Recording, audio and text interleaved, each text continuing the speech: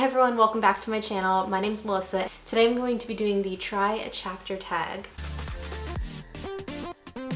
The reason that I wanted to do this video is because recently I've been really working on my Bookstagram and stepping up my game and posting every day. But the problem is I don't really buy books that often anymore, and so I don't want my Bookstagram feed to just be the same books over and over again, so I go to the library a lot. And this past time that I was at the library, I saw these books that I had seen other people mention that were kind of popular in the adult mystery and thriller genre. So I got them to take a picture for my Bookstagram, and then I was like, you know what, I actually do want to read these. But I haven't read the synopsi, because like I said, I was just getting them so that I could take a picture and then bring them back like 3 days later. First book that I'm going to try is The Last Time I Lied by Riley Sager. Again, I picked it up because it's teal and it matches my Bookstagram, but I really enjoy this cover because we've got a girl's face on it with like a slash through it, so it makes me think that there's definitely going to be some kind of murder mystery to this maybe. On the top here it says, breathtaking, brilliantly written, scalpel sharp, and altogether inspired. I'm drawn to the word scalpel sharp. I don't know what that means. I'm wondering now if this is going to be like a scalpel line, like somebody cutting somebody open. Very intrigued by this one, and I'm really interested to see what I think of the first chapter. The next book that I want to try is Her Every Fear by Peter Swanson. This one says, chilling and hypnotically suspenseful. That tells me nothing.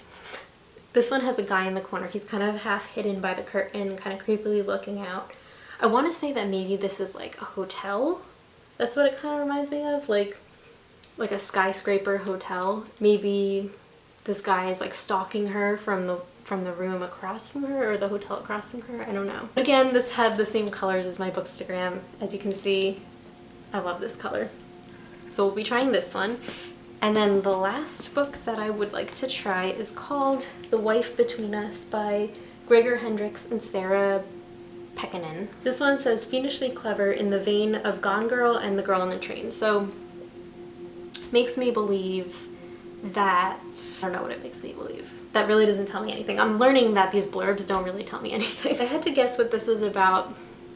It's a woman's face facing forward, and then there's like a profile of another woman, but they kind of almost look like the same person.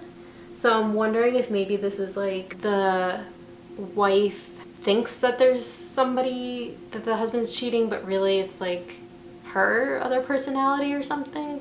I don't know. I'm not really sure. Alright, so now it's time for me to try the first chapter of every book, and I will let you know which one I liked best and which one I'm gonna plan on reading for the rest of the week.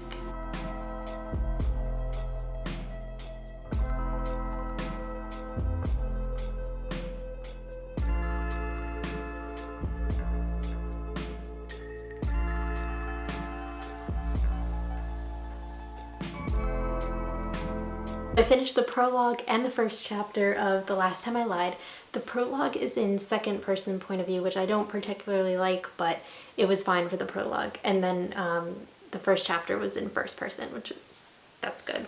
Right off the bat, this is giving me Pretty Little Liars vibes because first of all, one of the main characters' names is Allison, and she's one of the girls that goes missing in the prologue. I feel like the first chapter was really just setting up the fact that the girls went missing, just like telling us what they looked like, and I don't know, it was kind of unremarkable to me. The first chapter takes place during some sort of art show. I do have a friend that's a curator and is an artist, and so I was kind of like picturing that being his world, and so I did enjoy that part, that aspect of it, the setting. For some reason though, from the cover, I was thinking that this was like a nurse or something, like one of those old-fashioned nurse uniforms. It's like white with the hat. That's what I was getting from this. But the mystery part of this actually took place in a camp, in like cabins, so I was way off. So I'm gonna read the synopsis real quick and then I'll summarize it for you. So it says, 2 truths and a lie. The girls played all the time in their cabin at Camp Nightingale. Vivian, Natalie, Allison, and first-time camper Emma Davis, the youngest of the group. But the games ended the night Emma sleepily watched the others sneak out of the cabin into the darkness. The last she or anyone saw of them was Vivian closing the cabin door behind her, hushing Emma with a finger pressed to her lips. This is now, Emma is a rising artist in New York, and she's known for these paintings that she does of the girls that went missing. Francesca Harris White, the wealthy owner of Camp Nightingale, asks Emma to come return back to the camp as a painting instructor. That's interesting. Seeing an opportunity to find out what really happened to her friends all those years ago, Emma agrees. Okay, so this is option number 1. I'm not too excited about it yet, but it has potential.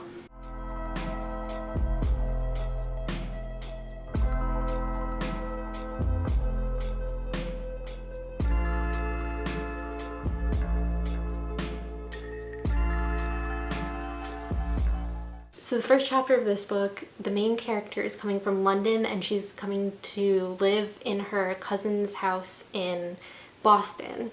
They did a swap, so her cousin's living at her house for a while and she's living in Boston. I didn't catch why, so I might have to reread that. But yeah, so she's in a taxi cab and so she's having a panic attack. So I was like, hashtag relatable. And while she's having this panic attack, she kind of has a flashback to a trauma from her past.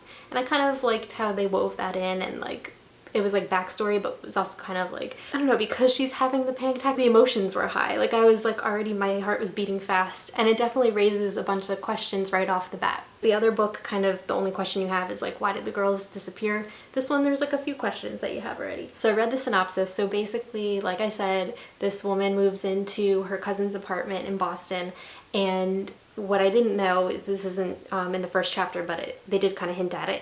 It says that a young woman named Audrey has been murdered, one of the tenants in her building. And so the main character sees this guy Corbin kind of like come and go from that woman's room or something, so she suspects that maybe he has something to do with it.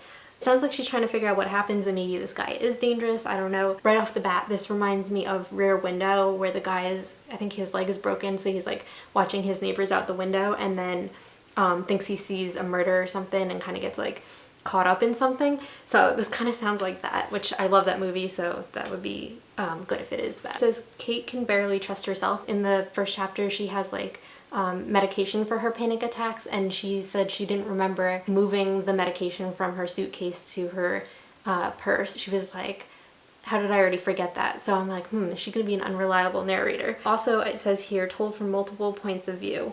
So that also intrigues me, because then you're like, who is telling the truth, who's not? It just adds like another layer. So yeah, I'm definitely feeling this book so far. We still have one more book to try out, so I'm gonna jump into this next and let you know what I think.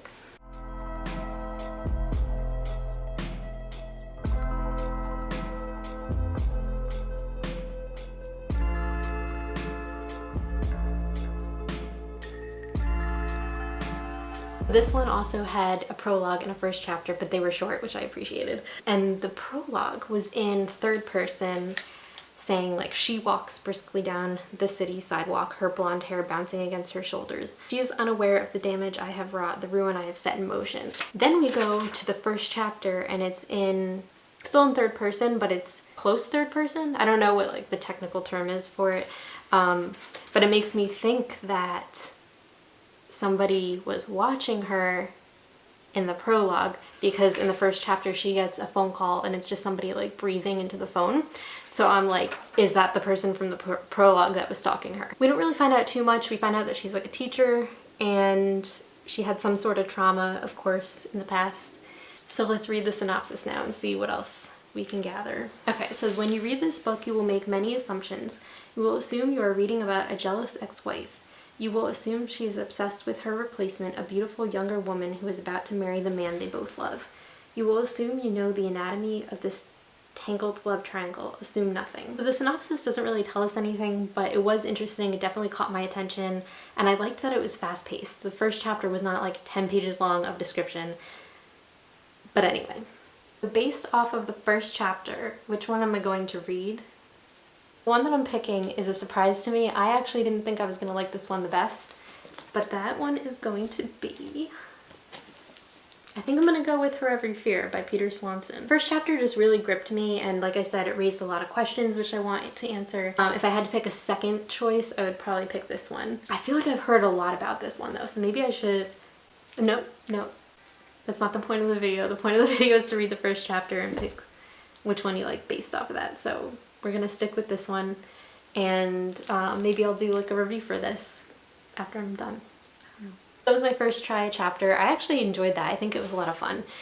So maybe I'll do this in the future, and I liked doing it where it was kind of like all the same genre. I thought that was fun. Let me know down below if you've read any of these, and if you have read Her Every Fear, if I made a good choice.